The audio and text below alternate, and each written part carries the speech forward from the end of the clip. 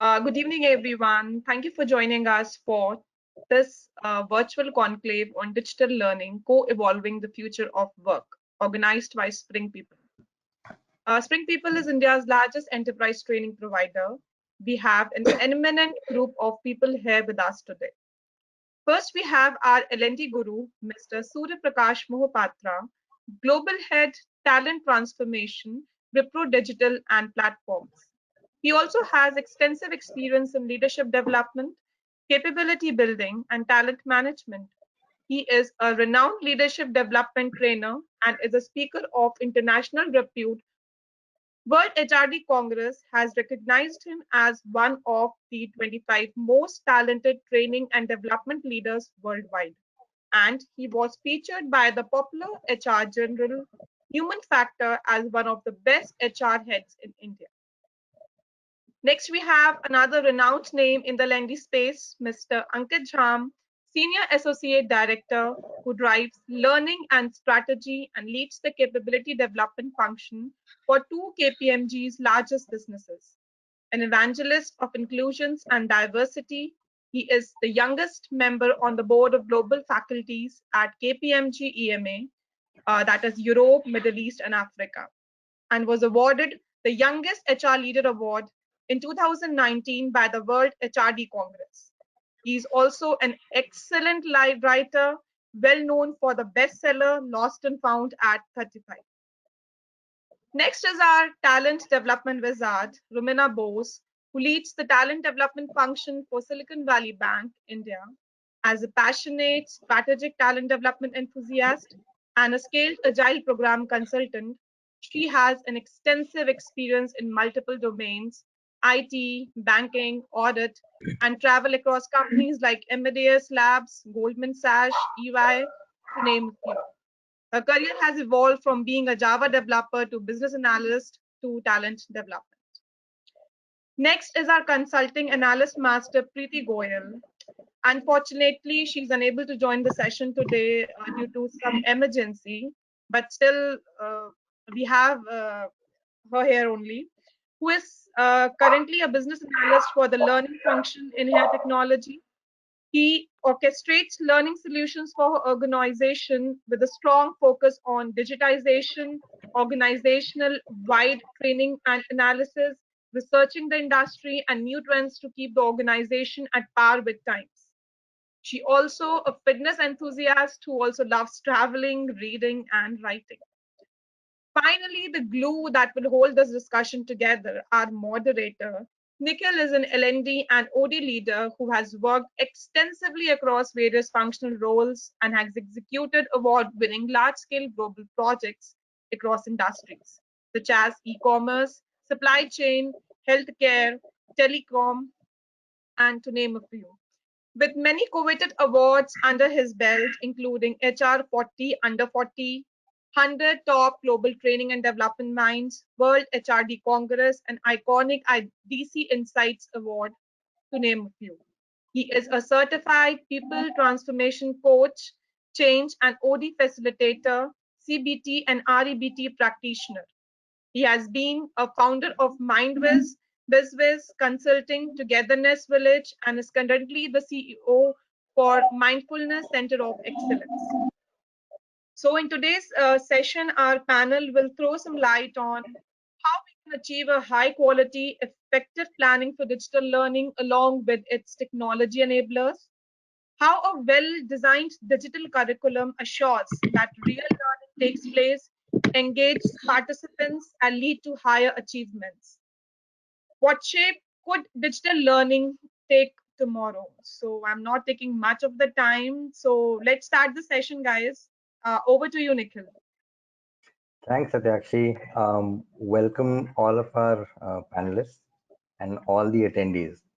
And just to get us all landed into this space, the topic being digital learning, but when I look at it, the second part, which talks about co-evolving the future of work, that's something that really stands out. And as all of you who are attending the session today, my invitation would be that look at co-evolving, because the more you keep up with questions and challenges in your mind and you throw it up to us towards the last half an hour, 20 minutes of this session, the more useful we'll be able to make it, tapping into the wisdom that all the panelists have over here.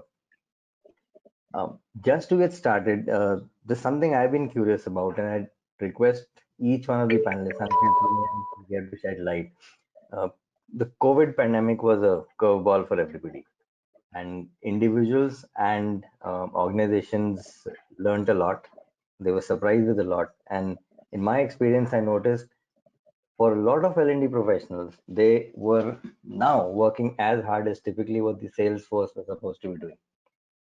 Any interesting observations you people had? How did COVID treat you? Any surprises? Anything new as L&D professionals we learned? Really curious to hear that.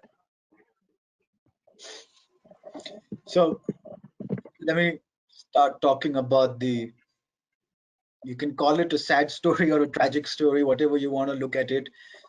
But yeah, how we function as a L&D capability development has gone through a sea change. Mm. Um, this would have been the first time we learned the real efficiency and the definition of agility, because almost in a few weeks we had to revise the entire plan of the year. We had to make everything virtual. We had to keep ourselves relevant, and we had to make sure that our people in the market were also relevant. So a lot has happened, from how you look at system, how you look at process, how you look at delivery, how you look at design, how you look at people using your system, how you look at balancing the load of calls and the information flow versus the information flow which is relevant from a learning and development point of view. So last 6 to 8 months, it's only about the last 2 to 3 months we adapted to it and we felt that this was the new normal. But for the first 4 or 5 months, all of us were putting in 16, 17 hours trying to put a system together which functions somehow and which holds people like a glue and is able to meet the needs, yet not understanding exactly what exactly is the need. So sometimes you have to shoot in the dark, sometimes you have to create something with the hypothesis that it will work and then evolve by the by. So which is what we've done, and I think we've done reasonably well. Uh, Massive lessons to be learned in agility, in people behavior, and behavioral economics, that how is it that people can adapt to different systems. And yes, most important is survival. It makes you do everything. Yes, and um, agility truly lived has been a mantra for a lot of us, I would say. I mean, I remember when you and I were speaking, agility featured very heavily for you as well, COVID and otherwise. How about you shed us some light on this? Absolutely. To add to what Ankit mentioned, absolutely, I think the moment when COVID happened and all of us started working remotely, by then typically it was somewhere in February, March, wherein we all started working remotely. And before that, L&D professionals, all of us would have already done our needs analysis. Our learning plan was all ready, updated, a year-long plan. And then so I could so correlate to what Ankit mentioned. The day when we all went remote, the first thing when we were discussing at our organization was, what do we do? We have a full-fledged plan for the entire year. How do we adapt? So I think for us as an organization, it took us almost about a month or so to make the entire changes. And I think learning professionals more than ever have become agile. Learning agility, what we talk about a lot of times, is what we actually see in today's world, wherein it's more about the learners at the end of the day, because we have curated the content and we have designed and we are planning to roll that out. But at the end of the day, in this situation, what do our learners actually want? And during that time, I do remember very clearly, we did take a pause more so to say, for people to reflect if and digest what is happening around us, because that's very important. A lot of times we as learning professionals, and I'm talking more about the traditional approach, wherein we think it's more about what content have we prepared, what content do we want to work on and deliver those content to our learners. But I think gone are those days wherein learning is more like a push, but it should be rather more of a pull. So for us as an organization, I think what we could do was, with help of and since we are talking a lot around the digital learning, we obviously, the first step was for us to go digital, which is, over Zoom calls, go to meeting or Teams meeting. So we started with these small bite-sized learning. And after that, when we looked at it, we were like, okay, I don't think these, 6-hour sessions are working any longer, because everyone's going through Zoom fatigue. At that point of time, when we were somewhere around June, July. So we tried to adapt more in terms of what we call as spaced learning.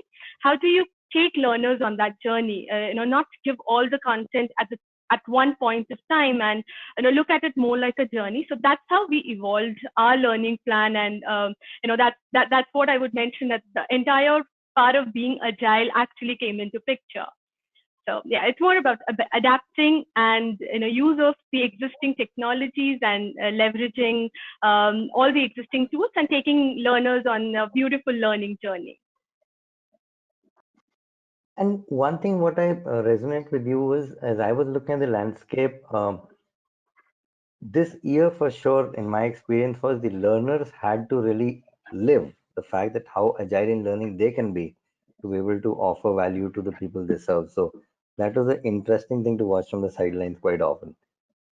Surya, you hold a global, landscape to manage, and even from timelines or how society's cultures and basis the kind of security people have, it changes how they were experiencing COVID. From that larger scale, how was your experience within the organization? Well, the experience was definitely interesting.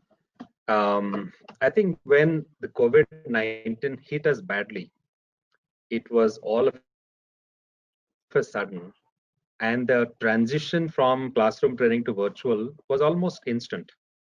It happened, Hmm. all of a sudden. You didn't even realize that you have already transitioned to virtual training, and that's the case with not just with corporates. It happened in schools and colleges. Um, Professors or teachers in schools who were never exposed to virtual learning tools were putting on their headphones and then logging onto their laptops and the virtual learning platforms, and they were delivering sessions. It happened instantly everywhere. It also the same thing happened to us. But what we did, I think, once we kind of went through the initial flow, then we decided to step back and Hmm. then say, hey, this is what is going on. Let's see what's going right, what's not going right. Let's see what are the challenges. There are some teething troubles that were surfacing, and there were technical issues, there were latency issues, there were bandwidth issues, um, and even the whole competency that is required to facilitate a session virtually. The trainers were not used to that. While some trainers had some exposure, but a lot of trainers were used to standing up in the classroom and delivering training. So we kind of stepped back and then decided, hey, it's time to look at this holistically, but with a with a completely different lens, and look at it, the fact that it is going to be the way forward, this is going to be the new normal, what we need to do to make it, to optimize its effectiveness. So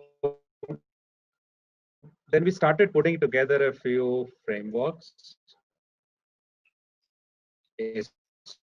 One, train the trainer plan for our trainers, and we really try to figure out, how because fatigue was setting in virtual classroom.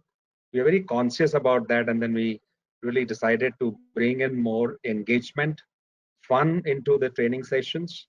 So I think there was a team which was given the task of kind of re-looking at at this whole virtual digital training scenario, and then kind of come up with the right recommendations. And today, when we look back, I think we have come a long way. We use interesting tools today. We use gamification tools. Our trainers are certified on virtual classroom facilitation. The trainees, the employees have gone through how to, you know, um, learn effectively in a virtual environment. We have the right SOPs in place. We have the right support mechanism in place. We have had a share of learnings from this. What is the best way? What is optimum class size? What is the duration of a session? So I think we have a framework in place. Pretty much, I think a playbook is in place today, so that it can become more plug and play and then happen seamlessly.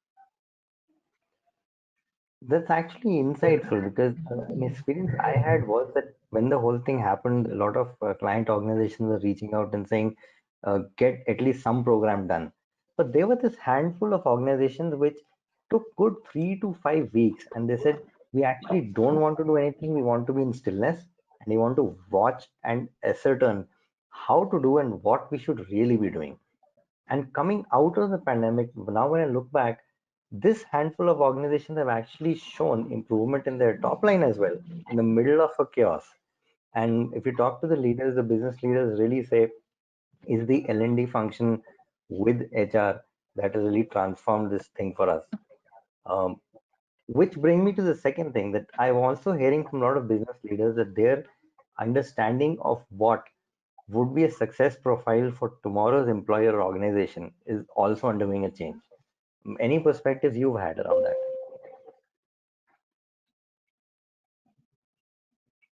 Your perspective of the employer organization, say that again. So, what would be the success profile for an employee coming out of the pandemic and what's needed for tomorrow? Or even in that sense, how an organization should look at what's going to be core for them to be able to win and sustain in the market? That's undergoing a bit of a rethink for a lot of organizations. No, absolutely, absolutely. It's going through a tectonic shift, and it's not just now, but I think it's been going for a while.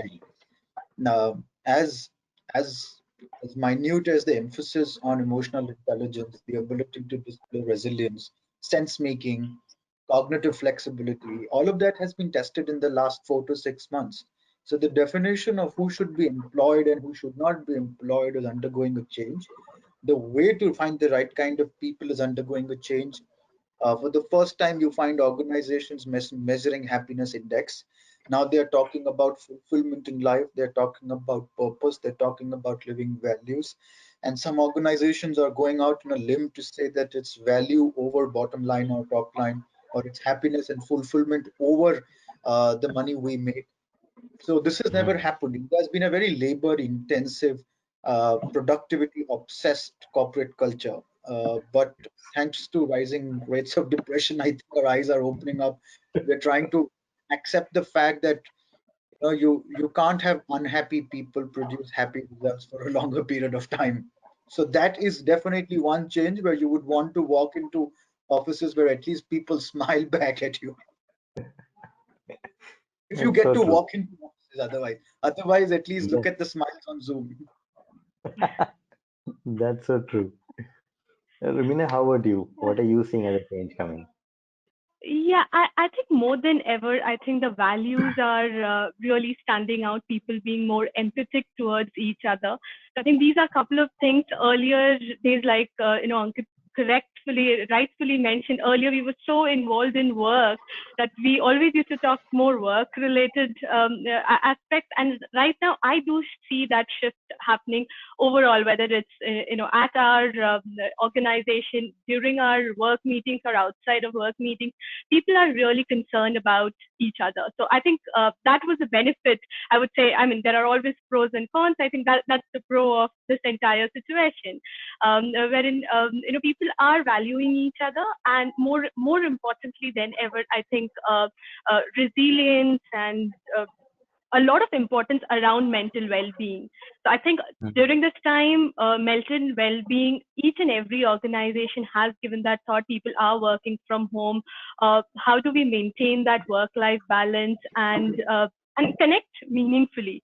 Because creating these meaningful connection is, I think, more important than ever, earlier. So I think these are a couple of insights which I could draw during this shift. Surya, your organization, at least in the industry, has sort of held the mantle of anyways being the more compassionate do-gooder in that space. Does that sort of vindicate you in this point of time, or does it make it even bigger responsibility you guys have to carry on your shoulders?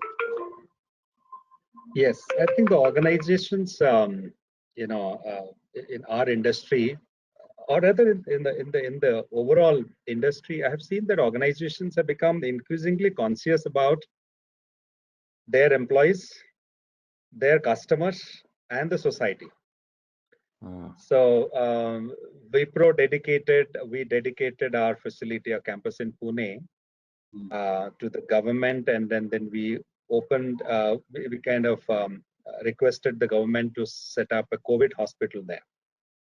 It's a huge campus in Pune, and I think this is Wipro is not the only organization. There's many organizations who came forward.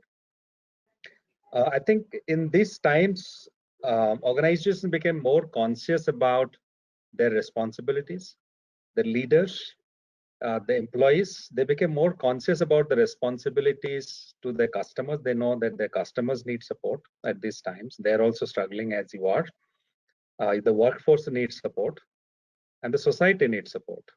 I think that's a huge transition. I think what Ankit and Rumena, both of them have said, I think we see demonstration of empathy and compassion.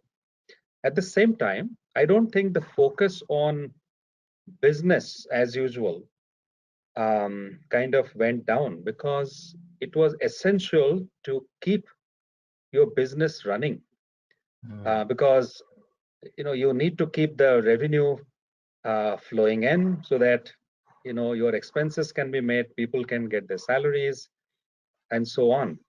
So there were some sectors which were not doing well, so customers on those sectors probably revenue from those sectors were drying up, but some sectors were doing well. I think there was an attempt by organizations in this across the industries is to reimagine and then find out, while in the midst of all of this, while the revenues are drying up, what are the alternate business models, what they can do differently. I think we read a lot of stories about you know uh, uh, automobile companies manufacturing ventilators, and then the cloth manufacturers, they started manufacturing masks, Yes. and we kind of heard similar stories, and the railway compartments being converted to hospitals and so on. ITC tied up with Domino's and then said, look, you guys are not selling pizzas, why don't allow us to use your distribution channel to distribute our grocery products, because these are essential services. So at the same time, I think empathy quotient definitely went up. And at the same time, organizations were also looking for ways and means to reimagine, come up with new business models so that they can survive and possibly thrive. So I think visualizing what all of you shared, it used to be there's a top line and there's technology is going to drive us, and okay, we'll also take culture along, and somewhere the people were there. But now it looks like the top line is all about agile innovation, and technology and people have sort of come in together. And I see that as a huge inflection point to say what could be the changes coming culturally into organizations, and how could maybe L&D play a role, because it's all about learning how to adapt to newer cultures that we're going to create. Any trends you are seeing there, what should be done for the future by the L&D people? I could go here, Nikhil. So I think learning is the biggest catalyst in the current situation, or even before the situation. I think learning professionals are the key drivers at the end of the day to the business outcome, because we are helping people develop. So for me personally, when I look at the culture of learning, it should not be, like I mentioned earlier, it should not be a push mechanism. It should more of be a pull mechanism. And how do we do that as L&D professional is make learning as interesting as possible. Like Surya mentioned earlier, it's more about, we use different methodologies. We gamified our learning, and we do have a lot of professionals talking about gamification in the learning. But it's more about, at the end of the day, whenever we are designing any learning, it's about the learner at the end of it. So any point of time when we as learning professionals are designing the content or working on any of the role-based curriculums, it's important to look at the learner's perspective. So have, following the design thinking principle, always keep the learner at the center of what we do, and then devise, more like these bite-sized or spaced learning to ensure that there is a continuum of learning. It's not just one event, it's more of a journey, because I relate to this quote, which is primarily the longest distance in the world is between your head and a heart, right? It's 18-inch. And what is interesting is that to have anything, we have knowledge, but to turn it into desirable actions is wherein L&D comes into picture. So it would be creating a culture of learning, innovation, and collaborating together, because learning should also be looked more like, I think in earlier days, we always used to look at learning is related to a classroom sessions, right? We always used to associate that training is instructor-led sessions. But these days, it's more about, let's take an example of this panel discussion, for instance. There's so many best practices which we are discovering from each other. So it's more about the collaborative learning here, right? So I think as learning professional, we should encourage a lot of other ways of learning, which could be, people can collaborate together in their internal forums, have these panel discussions, or have these podcasts which could be delivered by the leaders of the organization. So it's more about creating a lot of change agents within the organization who promote this culture of learning. Ankit, hearing what Rumina said, my sense is this is so close to your heart with your interest in behavioral economics and human motivation. Love to hear your thoughts around this. So I think, yeah, agreed. But when you look at the culture at this point of time, one of the challenges we'll face is how do you make the culture more agile in terms of learnability? The turnaround time for people to shed a skin and get into a new skin has been shrinking. So if I have no idea about cloud computing and predictive analytics or robotics, and my business strategy has a component of digital strategy and the entire business model is changing, it will put significant pressure on my relevance in the system, number one. That significant pressure will test my learning agility.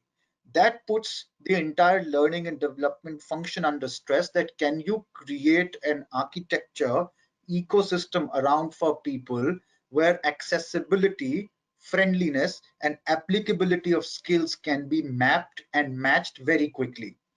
So in one way or the other, if you see that how Netflix is trying to change the entertainment industry by tracking us and by telling us what I should be seeing, by hyper personalization, the entire change in the culture of the organization triggered by the need for learning agility will have an impact on systems and processes, and our users will expect a Netflix kind of a system which makes democratization of learning possible, which gives them the right kind of onus, power, and freedom to select what, how, when, how much do they want to learn.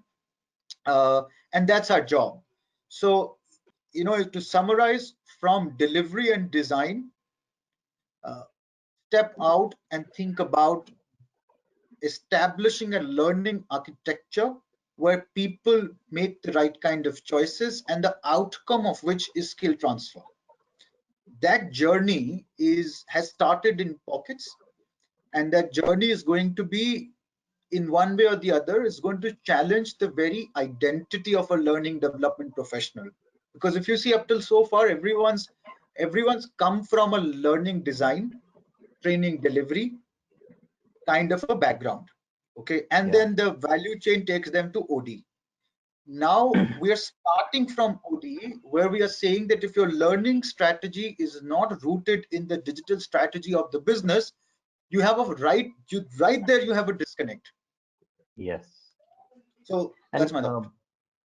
I love what you're saying because I also got a chance to go through demos of certain organizations who've come up with these products where they're saying we're not in the business of necessarily telling you here's a learning thing to do, but we will be mapping your employees' experience day in, day out, and letting the relevant stakeholder know here's a behavioral nudge you need to do. So we Absolutely. take the guesswork out initially, we make it easy for you. And as you start doing those interactions, you'll start picking up when intuitively you should do. So they sort of reverse the logic. And I see technology playing a significant role to be a nudge over there. But Yeah, Surya, absolutely. before I come to you, what Ankit was saying about how this change happens, um, when a shock happens to a system, people go through this huge aspect of we're not psychologically safe, and they're really fending for themselves. And that's also the time where L&D is expected to come and innovate, and they're going through their own churn. Neuroscience tells us that's not the best time to innovate or to tell somebody, forget survival, come and learn. Learning is all growth. But Rumina had an interesting story she was sharing how when they were to do this in their organization, they looked at this piece of how do we bring up engagement in a manner that people start improving their psychological state through shared community work, and then create this space for learning to come in. Rumina, would you want to just quickly touch on that before I go back to Surya? Sure. Yes, Nikhil, for us, like I mentioned, what we did was, I'll take an example here. We rolled out a leadership development program wherein we wanted all the senior leaders, primarily, obviously, empathy is one of our core values. So we wanted all of them to go through that journey of the leadership development. So as part of that, we kind of released a pre-learning, which was very similar to what we discussed. Ankit did mention more like creating that ecosystem. So we created that ecosystem wherein we had the pre-learning, a lot of for people to learn, and then they come for the virtual sessions. During the virtual session, it was not more of a training; it was more of people exchanging the best because they're leaders. They've already worked and they would have faced the challenges, and the best learning comes from the experience. So we made it more like a workshop wherein people started sharing about the best practices or the ways they dealt with that specific situation. And post that, we kind of sent out a follow-up email, in an interval of every week, wherein we kind of mentioned that these are the practices which you mentioned. Do you have any more thoughts, any more insights? So that's how we kind of created that culture. And we also had few leaders who could come and, we call it more like leadership talks, wherein we had these leaders who would come and share their insight with a larger audience. So this way, we kind of created that community wherein people started sharing the best practices, and it slowly went global. Another example could be that this is the best time wherein we could have everyone's working out of home. We could have people across different geographies come together and talk about the cross-cultural collaboration as well. So we try to interweave all of these into one experience. So that's how we kind of spaced the learning and created more like a community of these practitioners. So you're really talking about making learning more pervasive over there. Yeah, absolutely. So yeah, how is it for your organization? What were you seeing happening? Okay, I think we're pretty much doing something what Ankit talked about, and which is the personalization of learning. So, and I liked what he said. And then I often give the example of making your own sandwich. So when you walk into the Subway store, you choose your bread, you choose your cheese, you choose your sauce. Everybody walks into the same store but walks away with a different sandwich. I Yes. think that's what we are heading towards. So we are creating those learning paths, but we are moving towards that hyper personalization where the learner can choose what he or she wants to, what learning path, or which learning path he or she wants to take. So we want to give more power to the learner, more empowerment to the learner, and the L&D professional will become the facilitator. So L&D practitioner will become the technologist who will design the architecture, what Ankit was talking about, who understands the domain and will bring and will stitch in those the modules together and then build those learning paths, and then leave it to the learners to decide. So our focus has been to build the ecosystem and facilitate learning and leave it Hmm. to the learner to decide. So it's a combination of both what Ankit said and what Meena said. We are encouraging more self-learning, collaborative learning, peer-to-peer learning through mentoring networks, etc. And also we are providing them curated learning paths, giving them the power and the rights to choose their learning path and then go through it. Increasingly, we are realizing that enforcing learning on a set of people and then saying that, hey, you are a bunch of people who have been identified for a learning journey. Increasingly, we are seeing that you know there are challenges. People don't find time. Their timings don't match. They can't come to the same classroom at the same time. But the more flexibility that you provide, um, more agile your learning program and the learning whole ecosystem is, I think that gives a lot of confidence and convenience to the learner, and we are moving in that direction, Nikhil. Hmm. I just want to add one point Yeah, here, Nikhil, if you permit. of course. One of the darker realities we'll face is not digital learning. For our people, the reality is going to be learning to be digital. Hmm. Our population and we guys haven't evolved our working style, our learning style to encompass digital lifestyle completely in our lives. So we are going to be up against a population which is going to be given freedom to select and create their own sandwich and create their own learning. The challenge will be, can they manage so much of freedom? Because absolute freedom could also lead to absolute anarchy. That Yes. thin line balance, I think all of us are yet to crack. How much of a liberty and democratization of information is palatable, digestible, and exactly at what point of time the freedom turns itself into indigestion? Because we've also seen where giving people the freedom to select also doesn't work, because our population's been conditioned to be told that this is what you have to do, this is where you have to participate, this is where you have to do mandatory. We love the word mandatory, so suddenly you take mandate out of people's life. Now they're thinking now nothing is mandatory, you design your own self, so I don't be learning that. So that's a behavioral challenge. It's a psychological challenge. Hence, digital learning is going to be easy, but learning to be digital is going to be a tougher battle for all of us to instill in our people. That's the point I want to make. Ankit, I would love to just talk about that to you, after this is done.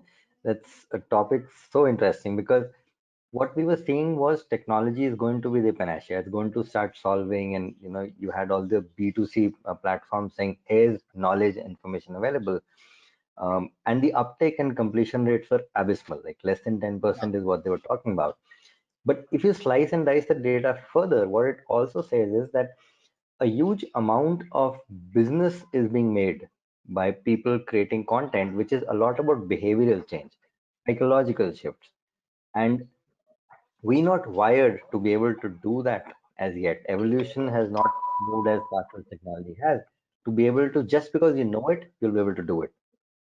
And when we look at L&D professionals and saying knowledge is going to be ubiquitous, it's going to not take us too much time to have it available anytime, any device.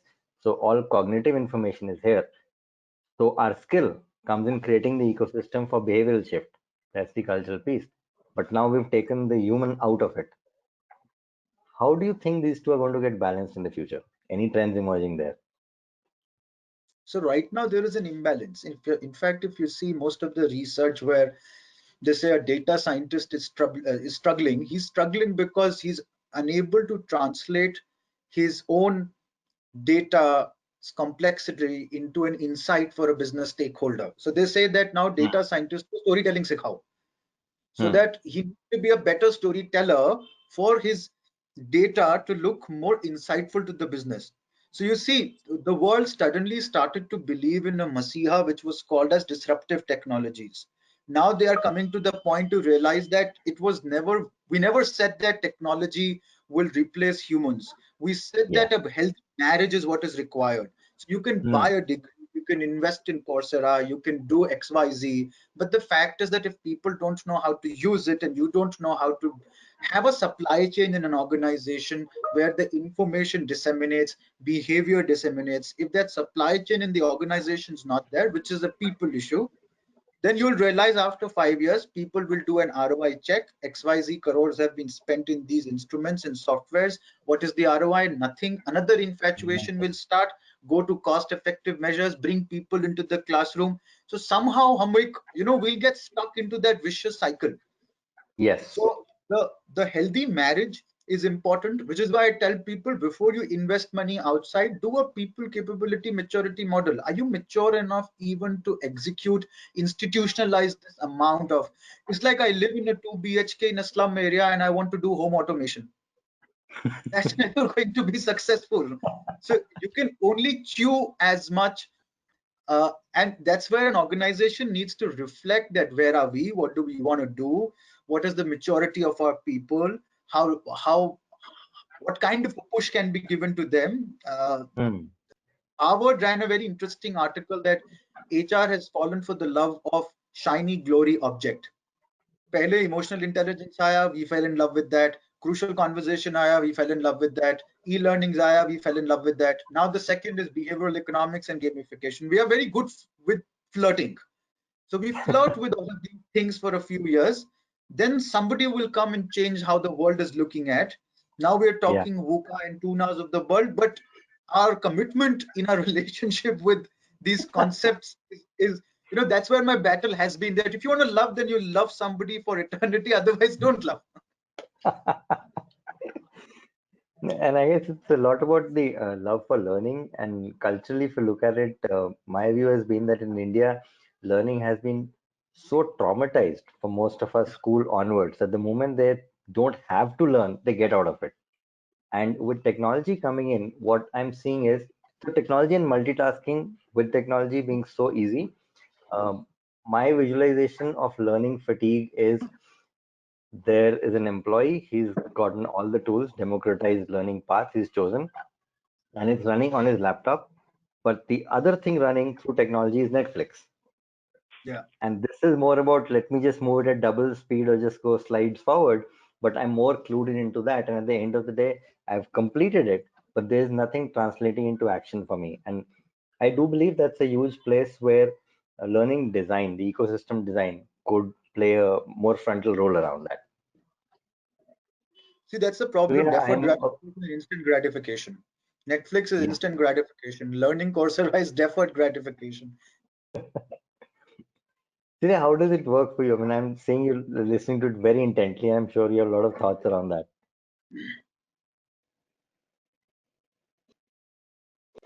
Surya?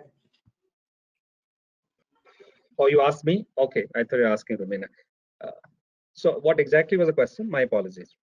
I was like, we were just going back and forth, Ankit, Rumi, and I on this, and I was observing you being very intent in absorbing this. And I was curious to see how are you processing it? Or what are your experiences and thoughts on how the behavioral piece and technology together is getting married? Well, I think interestingly, I personally believe that our the millennial workforce are very keen to learn, but they're sometimes clueless. They're directionless. They don't know what to learn. I don't think learning appetite is a concern. It is there in plenty. You know, the other day I saw my teenage son watching something on YouTube, and then I took interest, and I found that he's learning how to play. He's learning some of those tricks and techniques of basketball, where he plays basketball. But I was wondering, I said, and how can you learn this on YouTube? You need to be on the field. He said, no, I'm learning the tricks and the techniques from the coach through YouTube, and I will go back to the field and I will apply. Hmm. So they are very sharp today, and they know how to learn, and then what are the sources. And with democratization of content, there is plenty of content available. The Hmm. challenge is, for our millennials at the workplace, what do they learn? What is important for them? what career path they should choose. I sometimes think they're lost, and they definitely need help there. And I don't think there is any most organizations have invested in career counseling inside their organization for the people. You don't see that. So then people dabble in something, and then there is productivity pressure, there is other pressure, and they don't find time to learn at the workplace, and then they go back and they don't know what to learn, though they have appetite towards learning. I think today, as an L&D function, we'll really have to look at that. And we should really, when somebody gets into the organization, and he or she should be in a position to know what are the avenues available for him or her. And in large organizations like ours, we have that challenge. We have thousands and thousands of people working, and we need to prioritize. Because an organization like ours, where we have got 180,000 employees, Wow. You really have to figure out what should be your strategy. So you need to have a strategy. You need to have something for everyone. Then you need to have something for specific target groups. You need to have something for your very well-designed, meticulously designed, well-thought-through programs for your high-potential employees. I think that's the challenge that most L&D practitioners are grappling with today. How do you find that balance? How do you provide something for everybody? How do you provide relevant programs to target segments? And then what do you provide for your high potential employees that you want to take care of, groom to the next level, retain them, grow them, develop them, provide them career, and so on. So the L&D function should start looking at itself like in the service business and really market segment their audience and then have something for everybody and see how best to orchestrate that.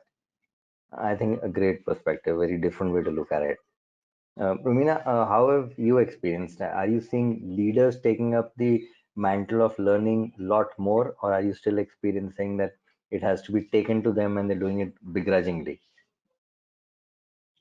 Yeah, so Nikhil, here what I would like to draw, what actually took my attention was when Surya mentioned that his teenager was learning basketball tips and tricks watching YouTube. So relating to that in our learning industry today, I see a lot of people actually learning on their own. So they have plethora of learning opportunities for them to experience, learn. And here I see that whatever we learn at the end of the day, it's not going to be useless. We are definitely going to use it at some point of time, right? And while I'm talking about this, I quickly remember that yesterday, just 2 days back, I visited my cousin and I was fascinated looking at a 3-year-old a kid in her third grade, wherein she was using app, like literally an app, to see what are her recommendations. So based on assessment, she got the recommendation of which books and articles she should read.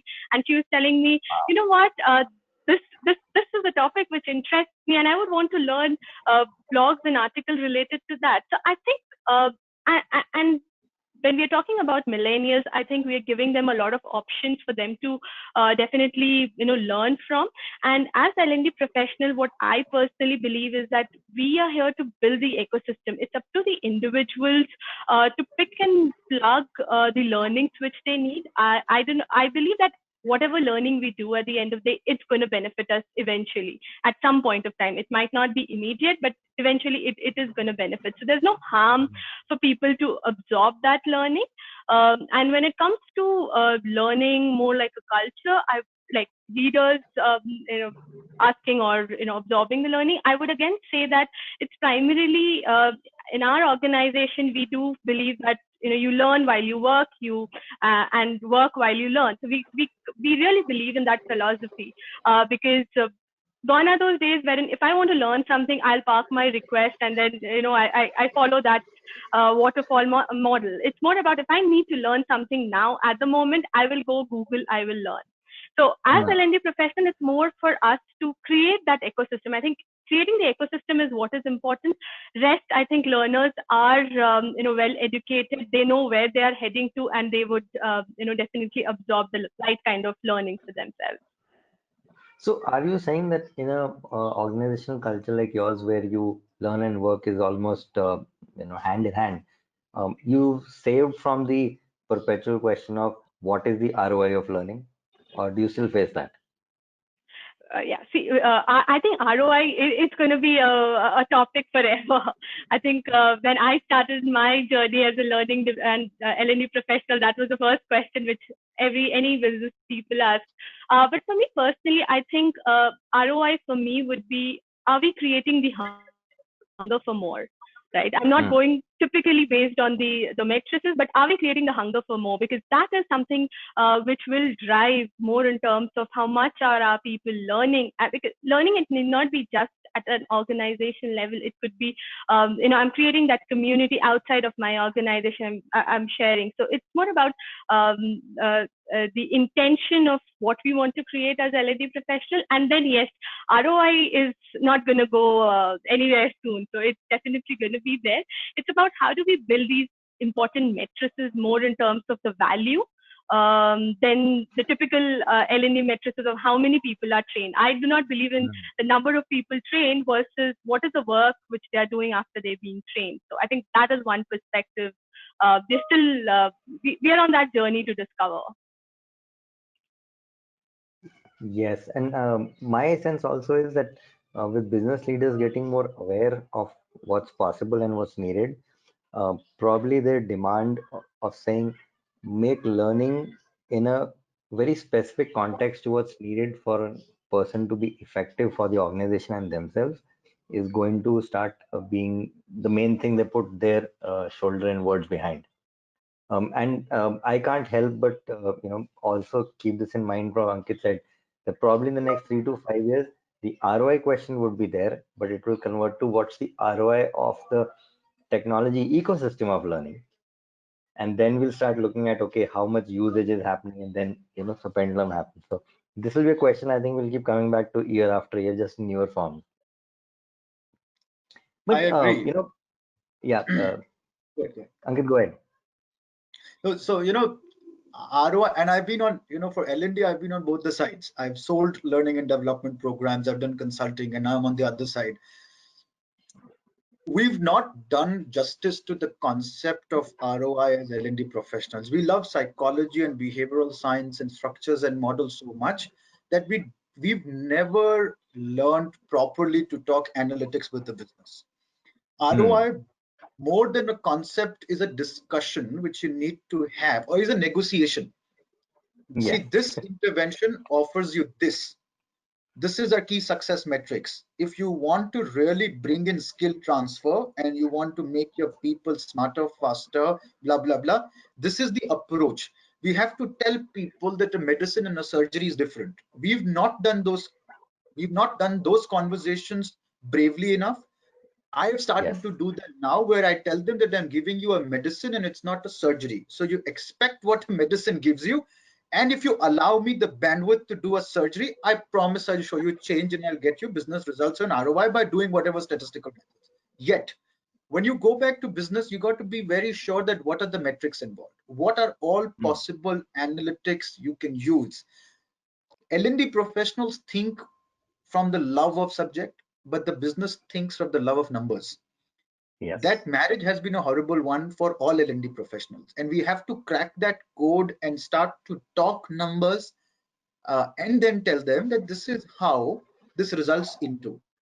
Because that question, that is, even if you show that your ROI of technology infrastructure is there, penetration, number of usage, footfall, click, blah blah blah, the question that has it made my people smarter and has that resulted into some sort of effect on the numbers will still be there. So you will still Yes. have to fight that battle, and then it's a cultural education that please understand that how skills are developed. Please understand that the Hmm. responsibility lies in proper feedback, in development feedback, in rise in psychological safety, lies in taking people together. And infrastructure, you can build up a mall, but you still need to have money to buy stuff. So if you are defunct in your own internal ecosystem and you have a glamorous learning ecosystem, it doesn't work that way. So that is an education call which we need to have with people, that if you're looking at as minutest skill as a communication skill, what can you expect out of 8 hours, out of 3 months, and out of 6 months? What is your role from a structure process standpoint? Ye sab saath chalega. Aggregate of this will be someone who will be able to pitch better. That Yeah. conversation, we, at least I will keep my hand on the heart that for many years I've been guilty that hum darte hain. We are scared of ROI, we are scared of talking numbers, but last 5 years I've become much better. Now before I put something, I first have the conversation, and this is what I promise, and you hold me accountable for this, and this is what I will not promise. It's a conversation is what I feel. Yes, it reminds me of one of the earliest conversations I had with one of my clients when I started my organization. So, pretty senior guy, I mean, CEO, co-founder level, and he called me for a very unique time slot in terms of hours and minutes. And I was pretty intrigued and actually opened the conversation by like, why this unique number? And he says, well, I'm going to take 15 minutes to set the context for you.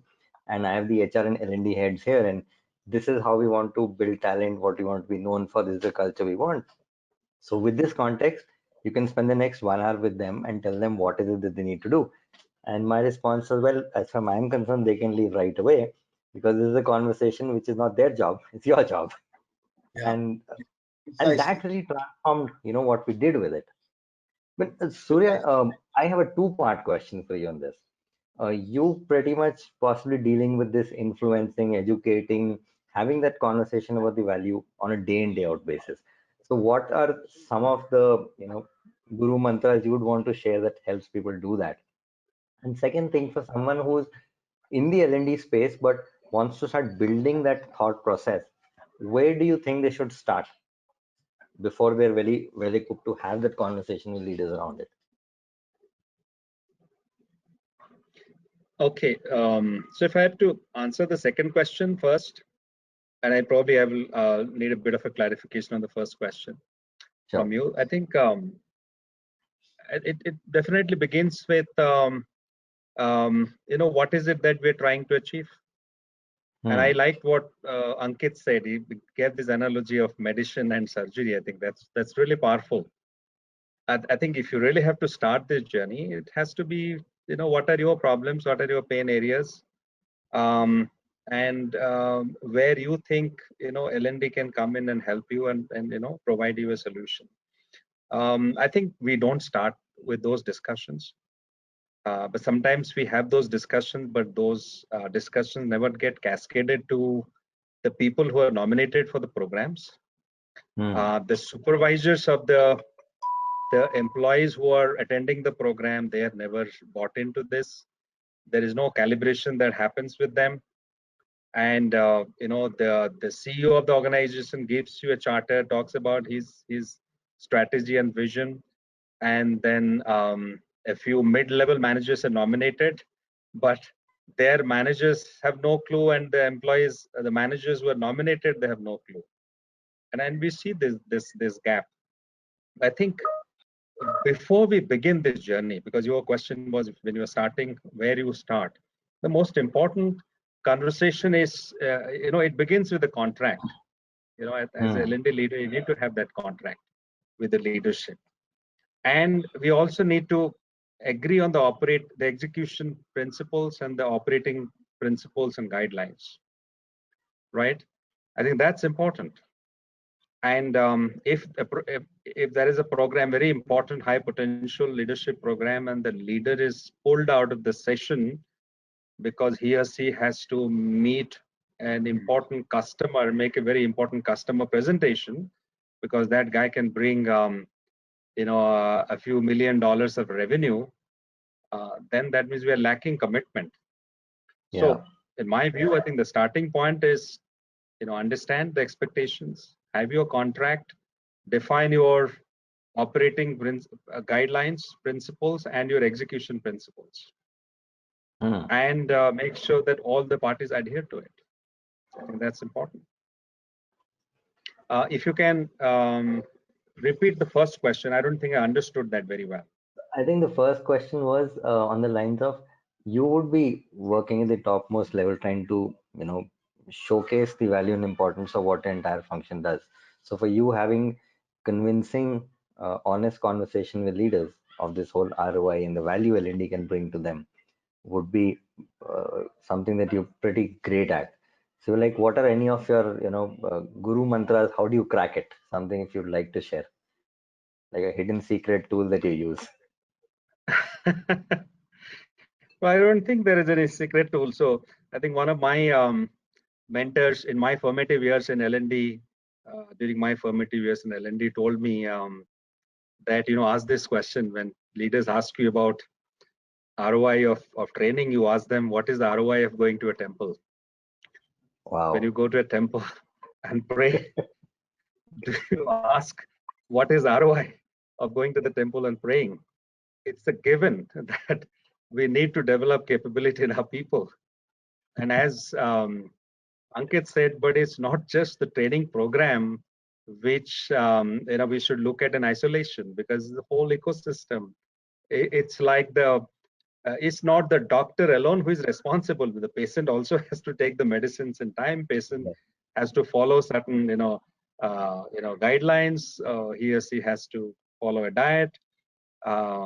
So I think it's a holistic thing. I think unless we have that commitment gained, it's not going to work. So I think we have those interesting conversations. I think for me, I try to keep it simple. It is what's a business problem? So if the business problem is that you are going to grow your business and then you need to build, let's say you need to create a pool of senior leaders and then a pipeline of mid-level leaders. Then I think it's fairly clear that is your program enabling that. So are you really able to create a pool of pool of leaders who are ready to take on those responsibilities? So I think it's fairly simple, easy to measure, easy to track. But also at the same time, I would also very clearly agree, set expectations, and then ask for the commitment from the CEO of the organization and from CXO leaders in the organization. I would involve them in the journey. I will make them facilitators and speakers. I'll get them to come and talk. That will also establish the value that they themselves attach to the program, to the development journey, and to learning and development overall. So I've had this long belief how I look at this work, and I want to hear from all three of you. What do you resonate or don't with it? I really think that as L&D professionals, we should also look at ourselves primarily as change consultants, and in that sense, leverage both top-down and bottoms-up change frameworks and knowledge very well. Because whether you're going to do one session of coaching or you're going to drive a multi-year large strategy, you touch a system when you're going to effect a change. And if we don't look at how in the context we're going to enable those changes, that's where the leaders coming, the behaviors they embody, the communication that goes on, the why of all of this that we're going to do. If we don't look at all that, something falls apart. And as L&D professionals, we teach change management courses and we sponsor all that.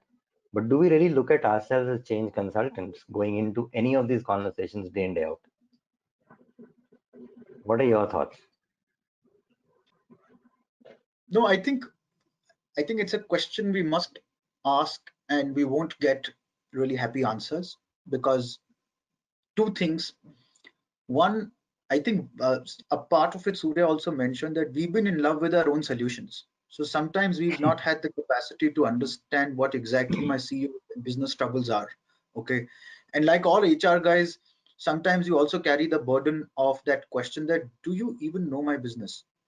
Right. I've also had those sentiments. Even though you understand, you have to talk their language for them to believe that you belong to them. And L&D is not separate from business. Okay, our soul and identity is only there because there is a business and we are supposed to develop capabilities. But sometimes I believe that we get stuck in the noise of our own we know the love of their own sound or love of their own voice. Mm. We like to give solutions before we understand the problems. That's number one.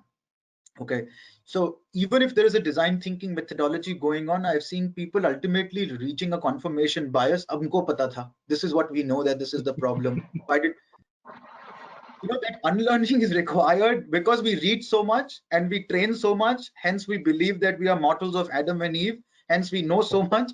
So we tend to believe that it's like, in sacred games, Nawazuddin Siddiqui, Am Brahmasmi, I'm a Brahma. So we tend to get caught into that love of ourselves, and we don't dilute our own intellect to make us available for the other person. That okay, tell me your problems.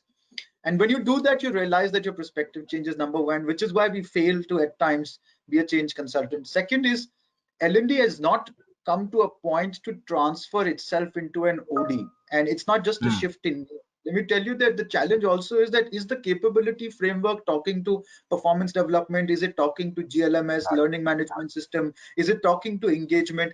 Are you integrating your solutions by seeing process policy system changes are made? Your 90% of solutions are still knowledge transfer. It is Yes. still gyan. It is not coming down to a comprehensive structural change of that team or ecosystem, which is why the compounding effect of small changes in smaller places, वो compounding effect होता नहीं है. Never happens. Yeah. And our change management knowledge is conditioned to knowing the model, talking about the model, disseminating the model. Hence, we at times do a very shoddy job of living change management principles ourselves, where two basic principles is take people together, consolidate and integrate different systems and processes, and first learn to live a CEO's life. And then you see how the waterfall effect happens. Those are my two bits. Very well said. Lumina, what do you feel? Yeah, absolutely. I think it's very important to unlearn. Where we go with an open perspective, we hear from what the business is talking about, get those matrices in.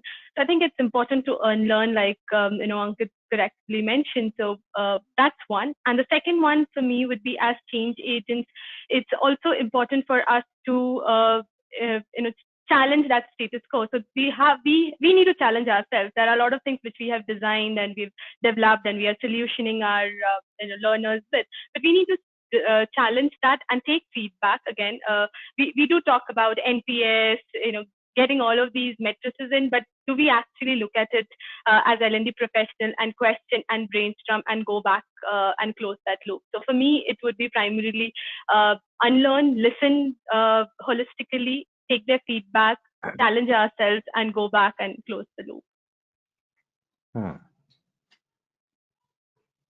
Nothing much to add, really. I think Ankit and Romina have covered it pretty well. I think our understanding of the business has to improve if we really want to become change agents. I agree with Romina. We definitely need to unlearn before we start learning. Do most L&D professionals look at themselves as change agents, change consultants? I don't think so. Though ideally they should, but I don't think that's not the reality today. So I have one last question for all of us, being cognizant of time. We have a huge population, very young workforce. So that's what the world's investing into us for, that you've got this huge potential through people.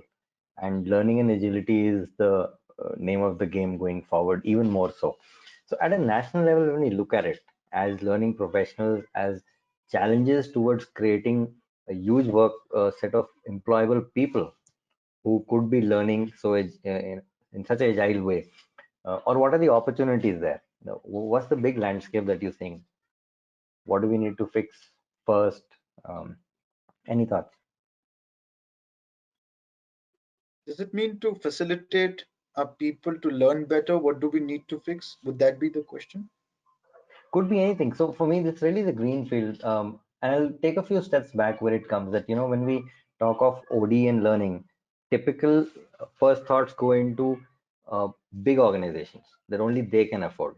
But what we learned in the last few years was, if you experiment with the business and the employee as a human being in between, there's a lot of agile OD that you can do, which can fit very well for startups, because they should be investing in building this culture very upfront and not when they're going to be a $1 billion company.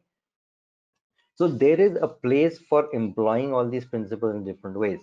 When you go to this huge sector of MSMEs, for them it's one or the other challenge, be it how they look at learning, or do they think is it even for an organization like theirs, the kind of workforce they deal with, bunch of other challenges there. If you look at skill building, again, that's a whole nother conversation. So here's a huge bunch of people, the potential and the need to learn, and tons of opportunities and challenges. So, what are some of the opportunities and challenges you're seeing? See, if I were to comment on this, in times of unpredictability everywhere, Hmm. organizations, if they're able to give predictability of career path to their people, Hmm. they'll be able to buy the accountability and the investment which is required. The challenge Hmm. is that everyone's doing a lot of learning interventions in piecemeal, but a common man in an organization is unable to see the narrative coming together, that how is it is going to make my career better. So if Hmm. people have a logical connect, while at a macro level we face unpredictability, but in a micro level in an organization you give predictability of career pathing to people, okay, and then you tell them that because of this you need to go through this learning curve. Now this is what you need to do. I think human beings would respond to better, because it's a balance between long-term gratification and short-term gratification. You've touched Hmm. upon a, that's one. Second, is the very fabric of the organization has to learn to imbibe the value on culture of learning. This is where Peter Sengi's concept of fifth discipline comes. Is your organization itself learning? And if Hmm. you're still operating with the mentality of a learning and development team or a capability development department, and if you're still using those, you have a serious problem, because you're still operating with an outsourced mentality. So Hmm. you spoke about evolution. Is the organization itself evolving and learning by the by? Imagine you and I work together. I give a pitch, you don't like something, I get instant feedback. And then the Hmm. technology helps me to drive just-in-time learning, that, hey, Ankit, Nikhil gave you a feedback on your voice modulation. Here are 2 modules. In the next 2 minutes to 20 minutes of pitching, the system has equipped me to enable myself to understand voice modulation. Okay. So I use Hmm. nudge, I use behavioral economics, I use just-in-time learning. You give me instant feedback, and then you realize that the next pitch I do is significantly better. So I've shortened the learning curve. Now, Hmm. all of that will not be possible till the time I don't understand why are you even giving me feedback. I'm making money at this point of time, right? I don't need to learn communication. I need to pitch better. But if you tell me after 3 years you will flunk a panel and this is part of your career path, I get predictability and I get the current incentive to respond to a stimulus right now. And then when I look around in different teams and culture, that same behavior is getting reinforced, that yeah, this behavior gets rewarded. People who train, people who follow the career path, they get the right kind of promotions at time. So those two things, according to me, is what we need to do in our organizations. Hmm.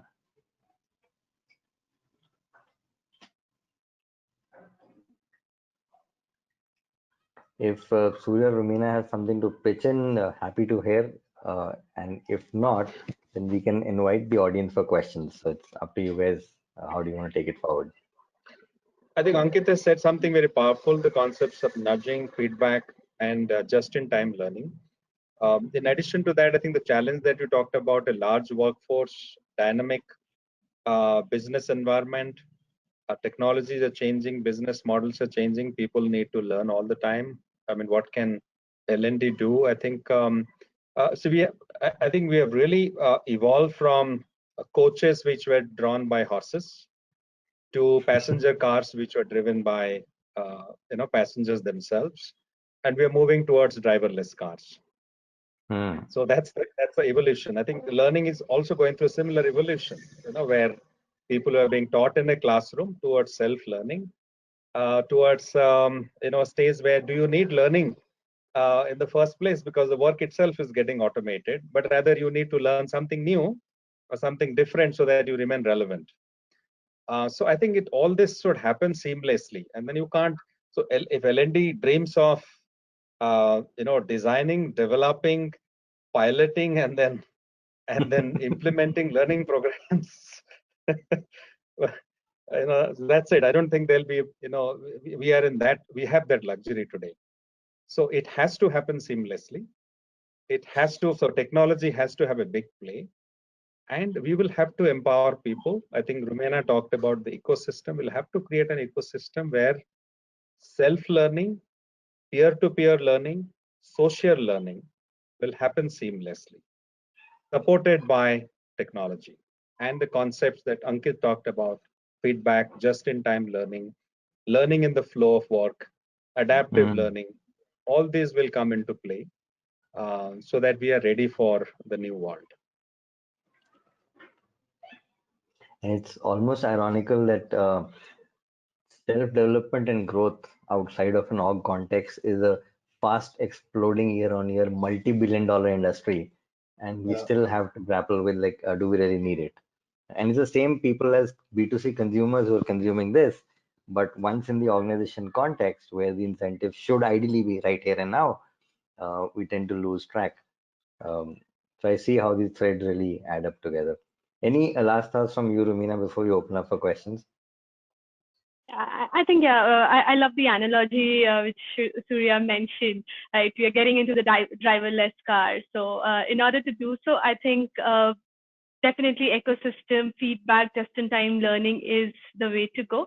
I would just like to add outcome-based, when we show the learners or employees the outcome of what is it in for them, I think that is another mechanism for them to, get more curious, get more engaged into the learning platform. So I would say as L&D professional, it's more about integrating everything. There's a lot of information available, integrating all of that into our ecosystem and create that cohesive and collaborative and adaptive learning. Thank you. So for all our attendees, feel free to use the question section and throw in any question, the conversation points you'd love for our panelists to address. I do have a few already. So one question talks of, do we have ready templates available for ROI, even if it's generic and may require small customizations to make it suitable? Good if you could share a small use case as well. So anyone who wants to pick it up. I don't have a template, but you typically read about control group mechanism. It tells you how do you measure ROI, but not a template. I mean, I at least in our kind of profession, consulting skills, it's too dynamic for us to hold a template. But if there are, I would also want to get enlightened. And if there are available, then send it to me as well.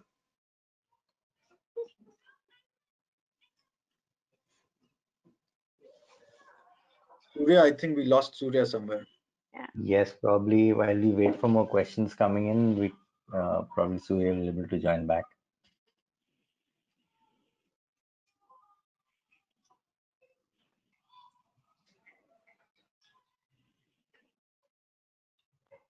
Any digital tools that came in handy when working on collaborative engagement models for employees during the COVID? Sure, I could take that. So for a lot of tools and technology, what we kind of used, which is freely available, are Mural or Miro is a great collaborative tool for many people working together. There's a similar tool which was recently launched by Microsoft Whiteboard, which is again more not the web browser functionality, but more as an app. You could use that. Other than that, I think to get the pulse of how are we doing, more in terms of trainings, etc. I think there are a lot of polling tools which is available, which is more like Mentimeter. For quizzing, we could use Kahoot, Mentimeter. So all of these tools could come in handy. In Microsoft itself, there are a lot of which is Microsoft Forms, SharePoint Space, which can create these collaborative discussions. Nikhil, I'm back. I Ankit, got dropped. I'm experiencing some network issues, so I've switched off my video No problem, just to see Surya. if it gets better. Thanks for joining again. So we're inviting questions from the attendees and trying to respond to that. Sure. Agree that we should give learning flexibility. How do you measure the individual learning that you provide? Any best practices that you can share? How do you measure the? So I'll repeat the whole question. We agree that we should give learning flexibility, but how do you measure the individual learning that you provide? Any best practices that can be shared? See, at a basic level, you could put an analytics of average learning per hour. In some context, we also do knowledge checks. So you look at how many people have flunked the knowledge checks, how many people have passed the knowledge checks. If you make knowledge checks mandatory, then you will have a check. But for that, you need a strong LMS to track. If you have a population more than 700 and above, then it'll be an ardent manual task. But in some organizations, I know they have a capping that every individual has to go through mandatory 20-25 hours of training. So that kind of monitors if everyone's individually putting in those kind of hours. Knowledge checks helps you measure the discipline and the learnability as well. Launch some social learning initiatives where people learn by themselves, which can be tracked through the system, so that when a discretion was given, let's say if I put 5 articles on LMS and there is no mandate, and those articles are tracked on LMS, I can extract a report that if Nikhil has read those articles or not, when he wasn't given even a single reminder. So that's an indication on your culture, its learnability, and on how self-driven Nikhil was. But bigger question will be that you've got the right kind of systems and processes to get you those kind of numbers.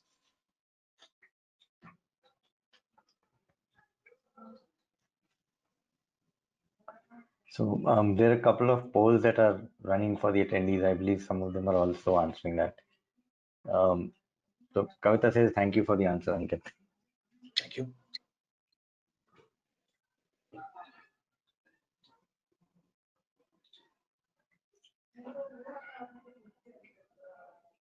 So we're also seeing that with a lot of organizations and so much investment coming into edtech, um, there's a significant amount of money going into organizations who are creating online learning content and making it available to corporates to buy into, either as packages or as platforms itself.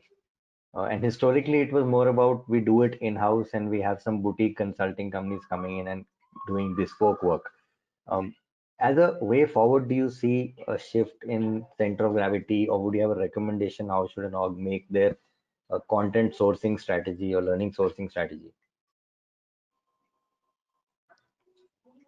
So for us as an organization, what we do is we already look at what is the available content, because there are LinkedIn's in the market, plural sites in the market who've already curated a lot of content. So leverage that and then build on something which is internal, something which is specific to your organization. That is how we do here at SPB. But again, a lot of people have seen that they go out, rely heavily on the existing content available. But my recommendation would be primarily use a blended approach, use best of both the worlds. Definitely, there are amazing, content which is being curated by experts in the industry. Leverage those, along with that, supplement that with some internal organization-specific content.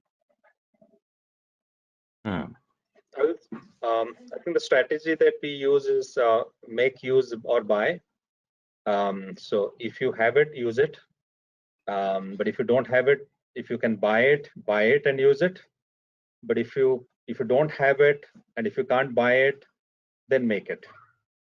But I think the way the future is evolving, I think generic content no organization would want to make. It's plentifully available. anything which is unique, specific to your business, your customers, your service line, you may want to make it. Great. And we have the final question for the day. How do we transform the future practice of digital learning? That's a good question. We have an award to give one award to a good question. This is the question I'll give that award to. How do we transform the practice? Say The that question future again. practice. How do we transform the future practice of digital Oh, learning? we तो present transform नहीं हुआ है, so transforming future practice of digital learning. See, I'm let guessing me. this is coming from seeing where the whole trends are going rather than trying to play catch up with the future. If you can play a pivotal role in shaping it, it's probably one of the best ways to be able to be at least up to speed with what technology can bring. I'm sensing the intention over there. So this, let me try and give a shot to this answer because I I spoke about gamification somewhere. I think it was with Spring People a few months back, and I told them this. It might sound like a science fiction to you, but it might be possible.